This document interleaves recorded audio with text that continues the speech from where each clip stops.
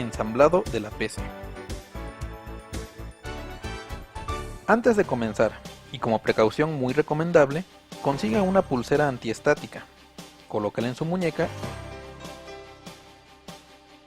y conecte el cable hacia el chasis del gabinete. Así evitaremos dañar los delicados componentes de nuestra computadora con descargas electrostáticas. Ahora, lo primero que debemos hacer es extraer la tarjeta madre de su protección antiestática y colocarla sobre la mesa, para conectar en ella el microprocesador y la memoria. Retire el microprocesador de su protección antiestática y, tomándolo únicamente por los bordes, llévelo hasta la tarjeta madre. Con cuidado, levante la palanca que está al lado del socket. Esto liberará los contactos, permitiéndonos colocar el microprocesador en su sitio sin esfuerzo alguno. Solo puede colocarse en una posición, no hay posibilidad de errores al insertarlo. Al bajar la palanca, el microprocesador queda perfectamente asegurado en su sitio y conectado eléctricamente.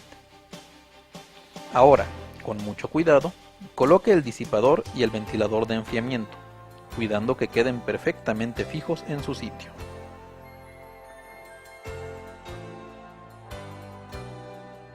No olvide conectar el cable del ventilador en uno de los conectores especiales que incluye la tarjeta madre. Vamos ahora a colocar la memoria RAM en la tarjeta madre. Para ello, localice la ranura donde debe insertarse el módulo correspondiente.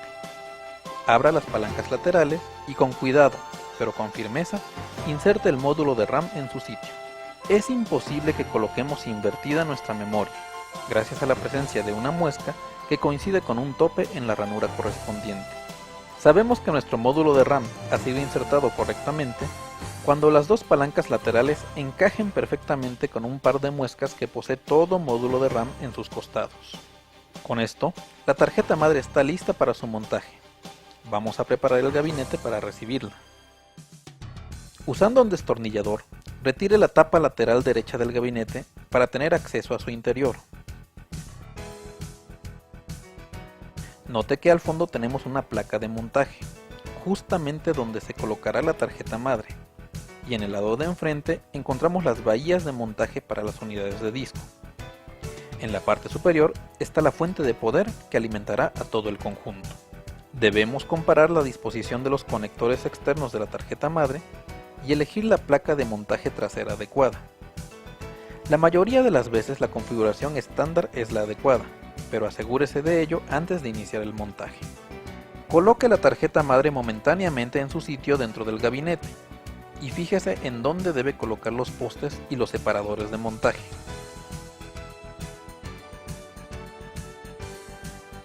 En este caso, se deben colocar en los puntos marcados.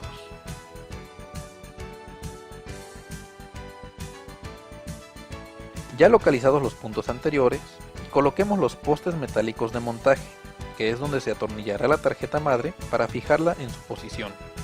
También instalemos los separadores que mantendrán a la placa base separada de la placa de montaje. Con todos los postes y separadores en su sitio, es hora de colocar la tarjeta madre en su lugar.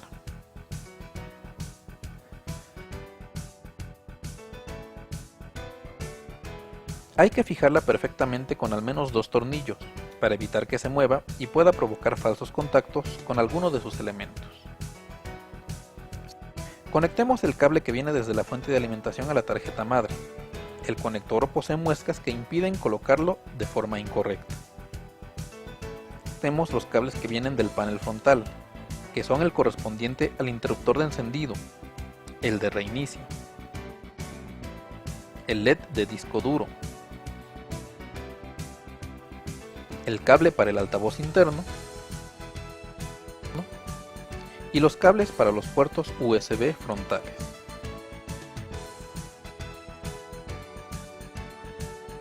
Una vez que ha quedado montada la tarjeta madre, podemos colocar las unidades de disco.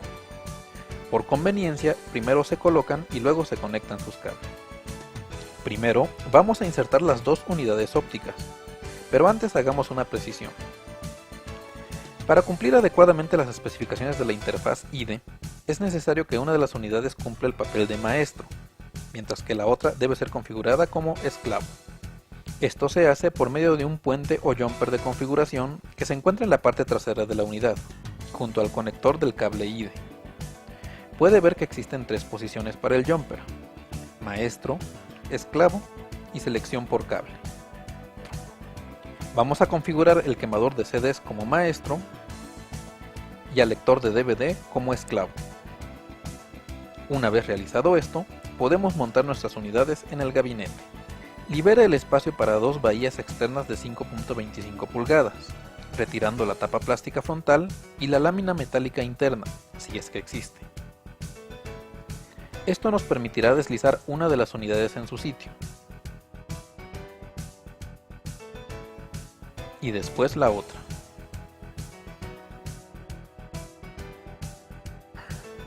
Por supuesto que hay que asegurarlos con por lo menos 2 tornillos, para que permanezcan fijas al gabinete. Ahora instalemos la unidad de disquetes en su lugar. Libere una bahía externa de 3.5 pulgadas y deslice en ella la unidad. No olvide fijarla en su sitio con algunos tornillos. Finalmente, vamos a colocar el disco duro en su sitio. Aquí conviene hacer una recomendación. Siempre debe manejarlo tomándolo por los bordes y nunca toque la placa de circuitos que se encuentra en su parte inferior. Así evitará dañar a los delicados componentes de este elemento.